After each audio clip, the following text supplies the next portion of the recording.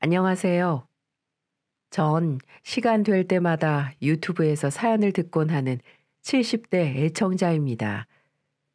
여기저기 사연을 들으면서 참으로 기가 막힌 사연도 듣고 때로는 이 늙은이도 감정이 북받쳐 너무 안타깝고 불쌍해 눈물을 흘리곤 한답니다. 그러다 이번에 저도 문득 제 이야기를 하면 어떨까 하는 생각이 들더군요. 처음엔 좀 부끄럽다는 생각도 들었지만 다들 들으시면 인생 살면서 여러분에게 귀감이 될 만한 내용들이라 한번 적어보도록 하겠습니다. 제 아내의 이름은 최덕희입니다. 조금 촌스럽게 느껴지나요? 그런데 전 지금도 아내를 부를 때 덕희야 라고 다정하게 부른답니다. 연애 때부터 늘 덕희라고 불렀거든요. 머리가 반쯤 벗겨질 만큼 나이를 먹었어도 전 제 아내를 영원히 덕희라고 부를 생각입니다. 그 이유는 제 사연을 끝까지 들어보시면 알게 되실 겁니다. 저는 대구에서 나고 자랐어요. 남산동이라고 당시 제법 번화했던 동네에서 살았는데요. 당시 그곳엔 인쇄소가 줄지어 있었고 헌책방집도 참 많았습니다. 도루묵에 막걸리 한 잔 마시러 오는 사람들이 줄지어 서 있기도 했고요. 고등학교를 막 졸업한 전 친구들과 남문시장을 쏘다니며 한 잔에 100원 하는 막걸리를 퍼마시곤 했습니다. 그때 거기서 덕희를 처음 만났어요. 어깨까지 오는 단발머리에 발그레한 볼을 가진 덕희는 가느다란 손가락으로 도루묵 한 마리를 짚고 있었는데 전 그만 그 모습을 보고는 덕희에게 한눈에 반해버리고 말았지요. 전 당시 음악을 사랑하고 열정이 넘치는 젊은이였습니다. 이상형을 운명처럼 만났는데 가만히 있을 수는 없었죠. 전 용기를 내서 덕희가 있는 테이블로 다가갔습니다. 그리고는 다짜고짜 이렇게 말했습니다. 네 이름이 뭐고? 네? 네 이름이 뭐냐고? 니도 이름이 있을 거 아이가? 당황한 덕희의 볼이 더욱 발그레해지더라고요. 오히려 덕희와 함께 있던 일행들이 제 당돌한 행동에 발끈했습니다. 하지만 오히려 전 가슴을 펴고 당당하게 말했죠. 네 마음에 든다. 이름 좀 가르쳐도.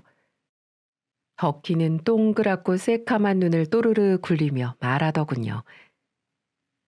최덕희. 최덕희? 이름 이쁘네. 덕희야, 니 나랑 동성로 안 갈래? 내가 잘 아는 근사한 음악다방 있거든. 나랑 위스키티 한 잔 놓고 하루 종일 음악 듣지 않을래? 그렇게 남자답게 말을 했더니 덕희도 제가 싫지 않았던 모양입니다. 그게 덕희와 첫 데이트였어요. 근데 우스웠던 건 뭔지 아십니까? 덕희는 이미 경북대학교 2학년 학생이었고 저는 이제 막 고등학교를 졸업한 까까머리 재수생이었다는 거죠. 연상녀인 줄도 모르고 그렇게 용감하게 대시를 한 것이었어요. 나중에 덕희한테 들은 얘기지만 당시 덕희는 테이블 너머에서 들려온 말소리를 듣고 제가 자신보다 어린 줄 알고 있었대요. 저와 몇 번 눈이 마주쳤는데 벌떡 일어나 데이트 신청을 하는 제가 너무 귀엽게 보였답니다. 어쨌든 그렇게 만난 우리 두 사람은 2번, 3번 만나면서 데이트를 했습니다. 극장에서 영화도 보고 중식당에서 맛있는 것도 먹었죠. 당시엔 오래된 음악 감상실도 있었는데 하루 종일 클래식이나 팝 음악을 듣기도 했습니다. 서로 좋아하는 것도 닮았고 생각하는 것도 닮았어요. 저보다 똑똑했던 그녀는 저에게 이런저런 것도 많이 가르쳐 주었고요. 인생에 대해서 깊이 생각해 본 적 없는 제게 살아가야 할 방향도 제시해 준 현명한 여자였죠. 저는 그런 덕희가 참 좋았습니다. 머리도 좋고 얼굴도 예뻤죠. 저는 덕희와 오래도록 만나고 싶었지만 군대가 제 발목을 잡았습니다. 영장이 턱하고 나왔는데 덕희가 눈에 밟혀 도무지 군대에 갈 마음이 생기지 않는 거예요. 만약 제가 군대에 가면 덕희가 고무신을 거꾸로 신을 것 같은 불안감 때문이었죠. 덕희야, 네 약속할 수 있제? 네 꼭 나만 기다릴 거제? 아니, 30개월 넘는 세월을 어떻게 너만 기다리니? 뭐? 그러면 나 군대 가 있는 동안 다른 남자를 만나겠다는 거가? 눈을 휘둥그레 뜬 제게 덕희가 해맑게 웃더라고요. 아니, 남자는 안 만날 거고 졸업시험 잘 보고 취직도 할 거야. 그러니까 걱정 말고 군대나 잘 다녀와 이거사. 으이그. 아이씨, 억수로 놀랬다 아이가. 저는 덕희에게 단단히 약속을 받고서야 이병열차를 탈 수 있었죠. 제가 군 생활 동안 덕희는 한결같이 절 기다려 주었고 편지도 자주 보내고 면회도 자주 왔습니다. 길고 고된 군 생활을 잘 버틸 수 있었던 건 바로 덕희 때문이었죠. 저는 무사히 군 생활을 마칠 수 있었고 다시 덕희의 곁으로 돌아왔습니다. 제대를 한 저는 대학 가는 걸 포기하고 곧바로 취직을 했습니다. 사실은 음악 다방 하나 차리는 게 꿈이었거든요. 그런데 그런 꿈은 접어두고 인쇄소에 취직했어요. 왜냐고요? 빨리 자리를 잡아서 덕희랑 살고 싶었거든요. 덕희와 가정을 꾸릴 수 있다면 젊은 시절 알량한 꿈 정도는 얼마든지 포기할 수 있었죠. 대학을 졸업하고 작은 무역회사에 취직한 덕희는 회사 생활도 열심히 했습니다. 우리 두 사람은 각자 사회생활을 성실히 해가며 결혼을 약속했지요. 그리고 얼마 뒤 양가 부모님에게 결혼 허락을 받은 우린 드디어 식을 올릴 수 있었습니다. 아직도 당시의 벅찬 마음이 생생하네요. 하얀 드레스를 입은 덕희의 모습이 마치 천사처럼 보였죠. 장인어른에게 덕희를 넘겨받으며 팔짱을 끼는데 가슴이 얼마나 뛰던지요. 덕희의 대학교 은사님의 주례 말씀이 하나도 귀에 들어오지 않았고 그저 천사 같은 아내 고생시키지 말고 잘 살아야겠다고 몇 번이나 다짐을 했습니다. 작은 집에서 첫 살림을 차렸고 우린 달콤한 신혼생활을 보냈습니다. 그런데 막상 살아보니까요. 몰랐던 것들을 차츰 알아가게 되더라고요. 세상 천사처럼 생긴 아내가 잠을 잘 땐 제법 코를 곤다는 것도 알게 되었고요. 요리가 서툰 아내는 된장찌개를 끓일 때 간장을 푼다는 것도 알았습니다. 낙엽이 떨어지는 나무를 한참이나 쳐다볼 만큼 소녀 같은 여자였고요.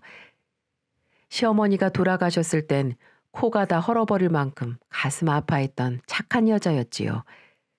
없는 살림에도 제 생일이 되면 제가 좋아하는 팝 가수의 레코드판을 구해와서 제게 안겨주던 여자였습니다. 우리 두 사람은 그렇게 참 행복했습니다. 각자 퇴근하는 길에 똑같은 붕어빵 장수에게 똑같은 붕어빵을 사서는 동시에 내민 적도 있었고요.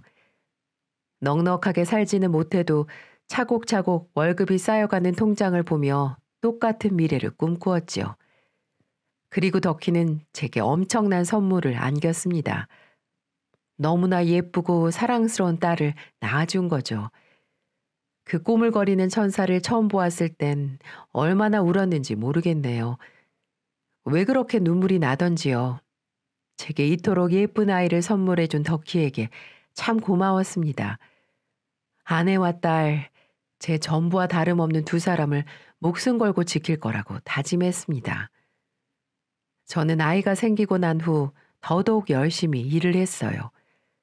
사랑스러운 아내와 토끼 같은 자식의 입에 맛있는 거 하나라도 더 먹이려고 정말 열심히 살았네요. 몸은 고되고 피곤했지만 힘들다는 생각은 하지 못했어요. 딸은 건강하게 잘 컸고 아내에 대한 사랑은 여전히 깊었습니다. 전 인쇄소에서 능력을 인정받아 차츰 직급이 올랐고요. 출산 때문에 직장을 그만둬야 했던 아내에겐 그전 회사에서 러브콜이 왔어요. 아내가 바깥에서 돈을 번다는 것이 좀 안쓰러웠지만 사회생활을 했던 아내가 애를 키우고 살림만 하는 것보단 나을 것 같다는 생각도 했고요. 아이는 근처에 사는 장모님 댁에 맡기고 우리 두 사람은 열심히 돈을 벌었습니다. 우리 가정은 날이 갈수록 단단해져 갔고 남부럽지 않을 만큼 행복한 가정을 꾸려나갔습니다. 그런 우리에게 불행이 닥친 건 딸아이가 아장아장 걸음마를 하기 시작할 때쯤이었어요. 나 서울에 한번 다녀와야 할 것 같아. 서울? 서울은 왜? 대학 친구가 이번에 결혼하는데 꼭 와달라고 부탁을 하네. 안 본 지도 좀 됐고 가서 축하도 해줄 겸 보고 오려고. 아, 그래? 잘 됐네. 오랜만에 친구 얼굴도 보고 수다도 떨고 마음 편히 갔다 온나. 애는 내가 단디 볼 테니까 걱정 말고. 그래? 희정이 안 울리고 잘 볼 수 있겠어? 아이, 그럼 걱정하지 말래도. 덕희야, 니는 집 걱정 한 개도 하지 말고 친구 만나서 스트레스나 팍팍 풀고 와라. 믿어도 되나? 암만 믿어도 되지. 못 믿어온 눈으로 배시시 웃는 덕희를 가지 못하게 막았어야 했습니다. 하지만 그땐 꿈에도 몰랐죠. 그 얼굴이 덕희의 마지막 모습일 줄은 꿈에도 몰랐습니다. 아내는 이틀 일정으로 서울로 떠났어요. 첫날은 잘 도착했다는 연락을 받았는데요. 돌아오기로 한 둘째 날부터 연락이 오지 않더라고요. 그때까지만 해도 크게 심각하게 생각하진 않았습니다. 지금이야 휴대폰이 흔하지만 당시엔 공중전화에서 전화를 거는 일도 만만한 일이 아니었거든요. 때가 되면 잘 돌아오겠거니 그렇게 생각을 하고 말았죠. 하지만 시간은 점점 늦어졌고 아내는 집으로 돌아오지 않았습니다. 슬슬 걱정이 되며 뜬 눈으로 밤을 새웠죠. 날이 밝았는데도 덕희는 소식이 없었습니다. 저는 서랍장을 뒤져 아내의 서울 친구라는 사람의 연락처를 겨우 찾아낼 수 있었어요. 그 집에 전화를 걸어 아내의 행방을 물었는데 전혀 뜻밖의 답이 돌아오는 게 아니겠어요? 덕희요? 덕희가 아직도 도착을 하지 못했어요? 이상하네요. 분명 대구로 내려간다고 버스 터미널로 갔는데. 예? 그게 정말입니까? 분명 버스 터미널로 간 게 확실해요? 네, 확실히 그랬어요. 제가 택시까지 타는 거 봤는데. 정말 귀신이 고칼 노릇이었어요. 터미널에 갔다는 아내가 순식간에 증발해 버린 것이었죠. 가슴이 덜컥 내려앉더군요. 교통사고니 인신매매니 정말 안 좋은 생각이 마구 들며 혼란스러워졌습니다.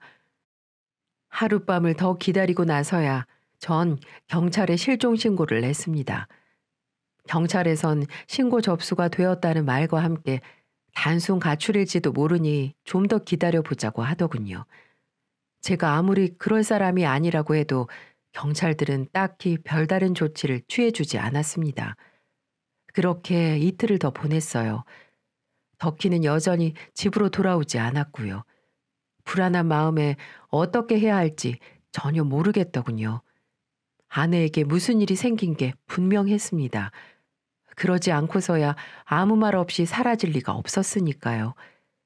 단순 가출일지도 모른다는 말에 잠시 의심도 해봤지만 만약 가출이었다면 짐을 단출하게 꾸려가진 않았겠죠. 집에 통장도 폐물도 모두 남겨뒀을 리가 없지 않습니까? 그래서 전 덕희가 가출을 한 건 아니라고 확신을 했습니다. 아니, 꼭 그런 게 아니라도 우리 둘 사이엔 아내가 가출을 할 만한 갈등이 없었으니까요.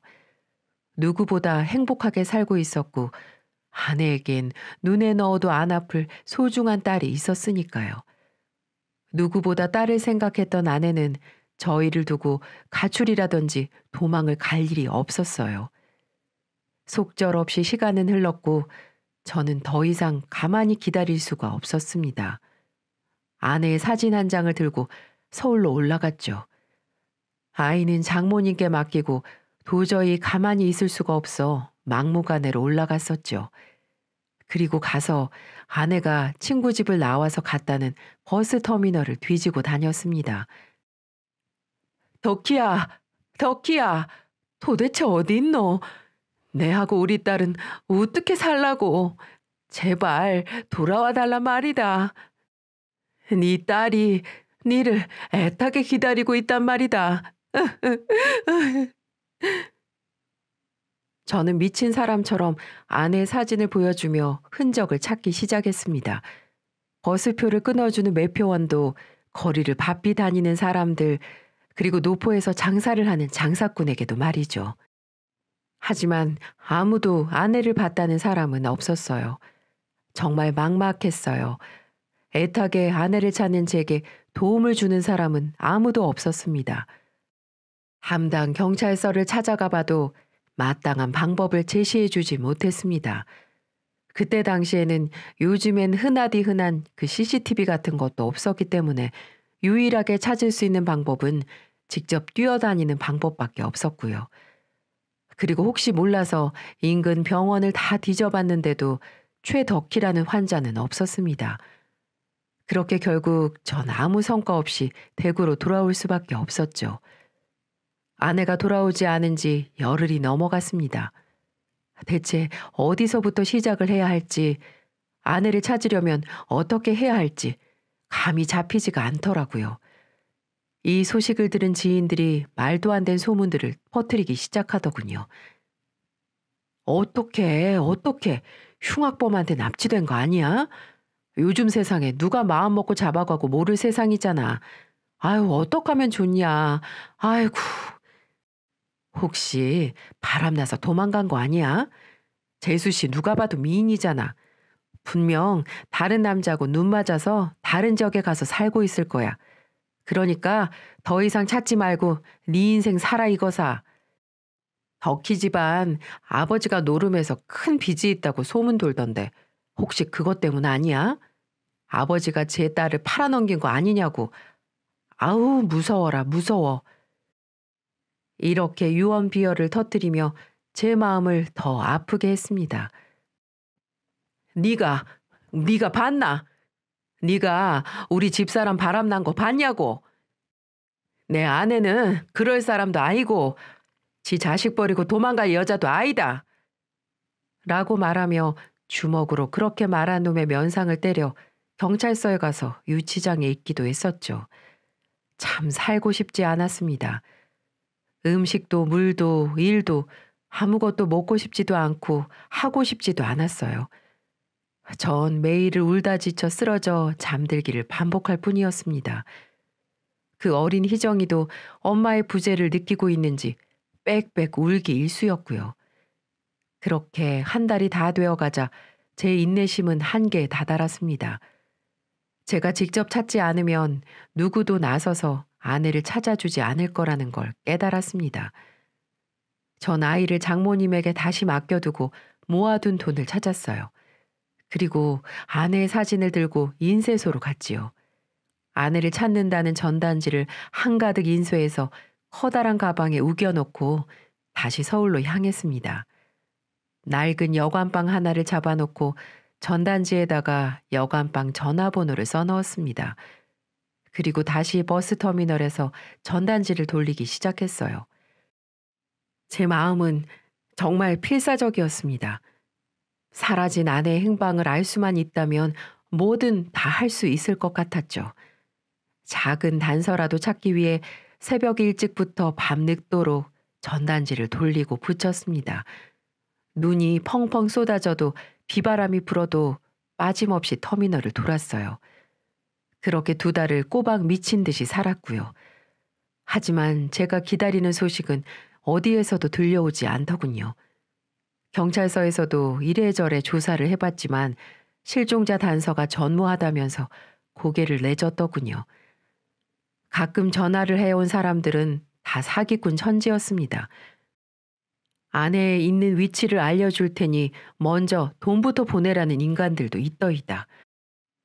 지금 당신 아내 동대문 방직 공장 근처에서 본 것 같은데 돈 입금하면 바로 위치 알려주겠소. 그런 전화를 받고 돈을 입금해주면 돈만 받고 자취를 감춰버리더군요. 어떻게 인간의 탈을 쓰고 그런 짓을 벌일 수가 있는지, 저의 애타는 마음을 이용해 먹는 그런 사람들 생각하면 정말 죽이고 싶었습니다. 저는 날이 갈수록 절망했습니다. 대체 왜 단란했던 우리 가정에 이런 일이 벌어진 건지 이해할 수가 없었죠. 이제는 제발 생사만이라도 알고 싶다는 생각이 간절했습니다. 덕희는 추위를 많이 타서 이 추운 날 길거리에 있으면 안 되는데 피부가 약해 찬바람을 조금만 맞아도 손이 트는 연약한 여자인데 대체 아내는 어디로 가버린 것일까요? 밥은 챙겨 먹고 있는 걸까요? 컴컴한 여관 골방에서 제 가슴을 얼마나 쳤는지 모르겠습니다. 답답한 마음에 이불을 뒤집어 쓰고 밤새 통곡을 했었죠. 그래도 덕희는 돌아오지 않았습니다. 조금씩 지쳐가더군요. 이미 망가질 대로 망가진 몸뚱아리, 아내를 찾는 동안에 제 몸무게는 15kg가 빠져 있었습니다. 허리띠가 맞지 않을 만큼 제 몸 상태는 최악으로 변해 있었어요. 제게는 힘도 정신 상태도 바닥이 되고야 말았습니다. 들고 온 돈도 전단지도 모두 떨어진 상태였고요. 이젠 댁으로 돌아올 수밖에 없었죠. 장모님 댁으로 가서 맡겨놓은 딸아이를 2달 만에 만났습니다. 그 사이 부쩍 컸더군요. 까칠해진 아빠 얼굴을 대번에 알아본 희정이는 제게 와락 안겼습니다. 딸아이를 부둥켜 안고 얼마나 울었는지 모르겠네요. 이렇게 생떼 같은 자식이 기다리고 있는데 왜 아내는 돌아오지 않는 걸까요? 덕희를 기다리는 건 저뿐만이 아니었습니다. 처가 식구들도 목을 빼고 덕희 소식을 기다렸지요. 김서방, 덕희는 못 찾았는가? 아무 소식도 없어? 예, 장모님. 비슷한 사람을 봤다는 사람은 몇 번 있었는데 확인해 보니까 전부 덕희가 아니더라고요. 아이고, 아이고. 도대체 얘가 어디 있는 거야? 제발 사람만 있어다오, 덕희야. 설마 무슨 큰일을 당한 건 아니겠지? 장모님, 우리 기다려봐요. 엄마, 그렇게 나약한 사람 아닙니다. 장모님은 마지못해 고개를 끄덕였지만 2분 모두 사라진 덕희를 체념하는 듯한 눈빛이었어요. 아마도 덕희가 어떤 납치를 당해 죽은 것이라고 생각하는 눈치였어요. 하지만 전 절대 그렇게 생각하지 않았습니다. 덕희는 저와 희영이를 내버려 두고 죽을 사람이 아니라고 믿었거든요. 분명 무슨 사정이 있어서 연락을 하지 못하는 거라고, 그래서 자신을 찾아주길 간절히 기다리고 있을 거라고 생각했어요. 바로 그날 밤 오래도록 비어있던 집에 돌아갔는데 전화벨이 울리더군요. 저는 떨리는 손으로 수화기를 잡았습니다. 여보세요? 덕희가? 덕희가? 아, 안녕하세요. 저 덕희 친구 되는 사람인데요. 예? 덕희 친구분이시라고요? 뜻밖의 전화는 덕희의 중학교 동창분이었습니다. 그분이 일부러 전화를 준 건 덕희의 모습을 본 것 같다고 말을 해주기 위해서였어요. 그게 정말입니까? 어디서 보셨는데요? 예? 그러니까 제가 일이 있어서 원주에 갔는데요. 원주 시내 근처에서 덕희를 봤어요. 네, 틀림없이 덕희였어요. 원주라고요? 그 친구가 본 덕희의 모습은 무척 이상했다고 했어요. 그리고 혼자가 아니었다고 했어요. 남자들 사이에서 위태롭게 있어 보인다고 했습니다. 참 이상하다고 생각을 했었는데 나중에 덕희의 실종 소식을 듣고 제게 연락을 한 거라고 말을 해주었죠. 참 이상한 일이었습니다. 왜 덕희는 연고도 없는 강원도 원주까지 갔을까요? 그리고 남자들이라뇨. 도대체 서울에서 실종된 사람이 왜 남자들하고 그곳에 있었을까요? 점점 불안을 느끼기 시작했어요. 이것저것을 따질 때가 아니었습니다. 저는 곧장 원주로 목적지를 바꿨고 친구가 덕키를 봤다는 원주로 향했습니다. 그곳에 도착을 하자마자 전단지를 들고 뛰며 덕키의 흔적을 찾기 시작했어요. 친구가 정말 보았다고 했으니 누군가 기억하는 사람이 있을지도 모릅니다. 그 지역에 있는 경찰서를 찾아가 도움도 청했고 원주 터미널 근처에 있는 상점들을 일일이 돌며 아내의 자취를 찾기 시작했어요. 정말 이번에는 반드시 덕키를 찾을 수 있을 것 같다는 생각이 들더군요. 그래서 신발 깔창이 다 해지도록 뛰어다니며 원주 시내를 돌아다녔습니다. 하지만 이것마저도 2주 정도 생활을 하다 보니 희망이 점점 사라지더군요. 아무리 애타게 찾아도 덕키를 찾을 수 없었습니다. 간혹 덕키를 본 것 같다고 말한 사람도 있었지만 기억이 모호하고 터미널 근처에서 봤다는 말 뿐이었어요. 경찰서에서도 특별히 뾰족한 수가 없다는 말 뿐이었고요. 그렇게 전 그 뒤로도 원주에서 대구로, 대구에서 다시 서울로, 서울에서 다시 원주로 그렇게 방랑자 같은 생활을 3년 넘게 했지요. 하지만 덕키의 흔적은 찾지 못했습니다. 결국 저도 포기할 수밖에 없었고요. 돌아오지 않는 아내만 찾아 헤맬 수는 없었습니다. 제겐 책임져야 할 딸이 있었으니까요. 남은 전단지를 모두 버리고 대구로 돌아올 때가 제일 슬펐던 것 같습니다. 제가 덕키를 찾는 일을 포기한 순간이 바로 덕키가 진짜 죽는 순간 같았거든요. 여보, 미안하다. 네, 더 이상은 힘들어서 못하겠다. 내를 욕해도 좋고 내를 미워해도 좋다. 하지만 이제는 진짜 나도 이제는 어쩔 수가 없다. 미안하대.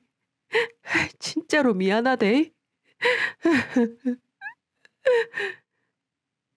얼마나 가슴을 부여잡고 울었는지 모르겠네요. 남들이 미친 사람이라고 욕을 하든 이상하게 쳐다보든 전 전혀 신경을 쓰지 않았어요.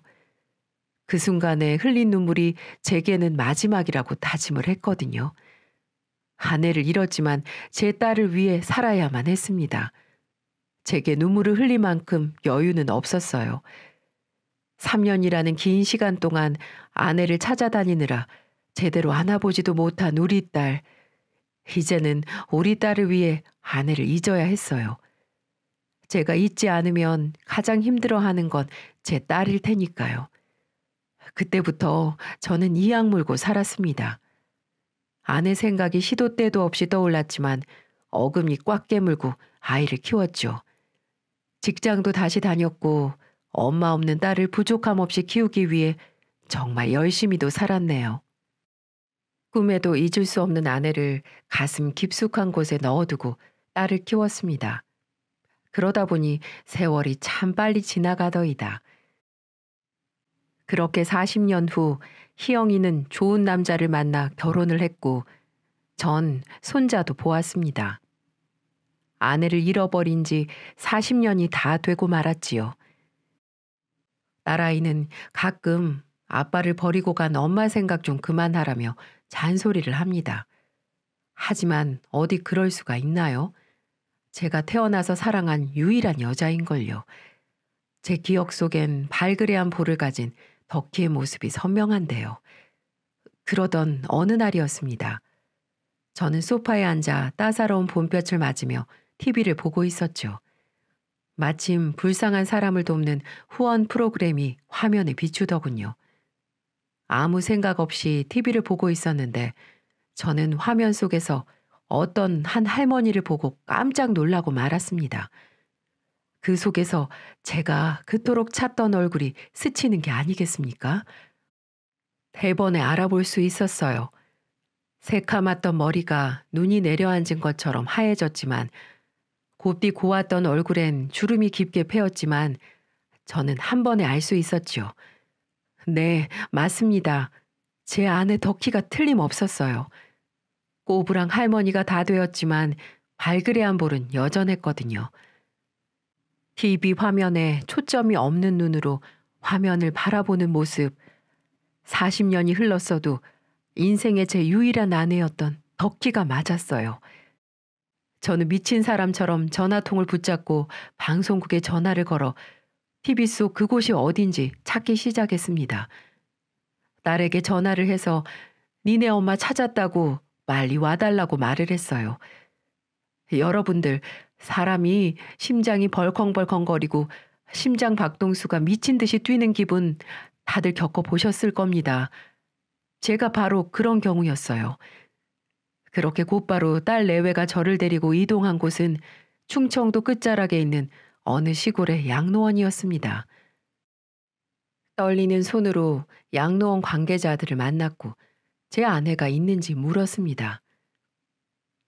선생님, 최덕희, 제가 최덕희라는 사람의 남편입니다. 제가 어제 TV 보고 찾아오게 되었습니다. 저 좀 만나게 해주세요. 네, 잠시만요. 그런데 최덕희라는 분 맞나요? 저희 시설에는 최덕희라는 분이 없는데요? 아유, 무슨 소리입니까? 제가 어제 분명 TV에서 봤는데요. 그래요? 이상하네. 그럼 저와 같이 한번 둘러보시겠어요? 분명 맞으시다면 어딘가에는 있을 수가 있겠죠. 네, 알겠습니다. 감사합니다. 그렇게 저와 제 딸 내외는 양로원 시설을 전부 꼼꼼히 확인하기 시작했어요. 그리고 얼마 후 휠체어에 앉아 창밖을 바라보는 백발의 노인. 아, 지금 그 모습을 생각하니 또다시 눈물이 앞서네요. 그 뒷모습을 봐도 저는 그 노인이 제 아내라는 걸 금방 알아차릴 수 있었습니다. 여보, 덕희야. 아내는 저를 알아보지 못했어요. 여보, 나 왔어. 나 왔다고. 당신 남편, 그리고 당신 딸, 우리 못 알아보겠어? 그 순간 시설 관계자가 나서서 말을 해주더이다. 할머니 오셨을 때 어떤 아주머니가 데리고 와서 김희자라고 부르시던데요. 그래서 저희도 김희자 할머니로 부르고 있어요. 네? 뭐라고요? 기억을 못한다니요? 네, 저희 시설에 온 지 정말 오래되셨는데 전혀 기억을 못하시더라고요. 들어보니 어디 길거리에서 노숙 생활을 하다가 발견이 됐다고 하더라고요. 그 모습을 보고 어떤 분이 안쓰러워서 한동안 후원해 주셨다가 힘들어지자 이 시설로 보내셨다는 얘기를 들었습니다. 청천벽력 같은 소리. 그동안 아내는 어떤 이유인지 몰라도 긴 세월을 노숙을 하며 제정신이 아닌 상태에서 생활을 하다 한 귀인을 만나 여기까지 오게 된 거였어요. 저는 그런 아내의 눈을 바라봤습니다. 아내는 눈을 껌뻑거리기만 할 뿐 저를 알아보지 못하더군요. 가슴이 미어지는 것 같았습니다. 아내는 무슨 충격 때문인지 자신에 관해서 모두 잊고 만 것이었죠. 그토록 찾아 헤맨 아내를 40년 만에 이렇게 만날 줄은 꿈에도 몰랐습니다. 전 낯설어하는 아내를 향해 말했습니다. 덕희야. 제 목소리에 아내가 저와 눈을 맞추더군요. 덕희야, 나야. 이제 집에 가야지. 누구세요, 아저씨? 저도 못 알아보는 아내를 데리고 곧장 집으로 왔습니다. 딸은 집으로 오는 내내 기억 속에 전혀 없는 제 엄마를 보며 눈물을 흘리더군요. 그토록 미워했던 엄마를 이렇게 40년이 흘러서야 온전치 못한 상태에서 본 탓인지 연신 말없이 뒷좌석에서 아내를 안아주며 부둥켜 울고 있더이다. 드디어 모녀가 40년 만에 상봉하는 그 순간이었어요. 저는 그때부터 아내의 기억을 되살리기 위해 노력을 많이 했어요. 덕희의 기억을 되살리기 위해 병원도 다니고 옛 추억이 깃든 물건들도 보여주었습니다.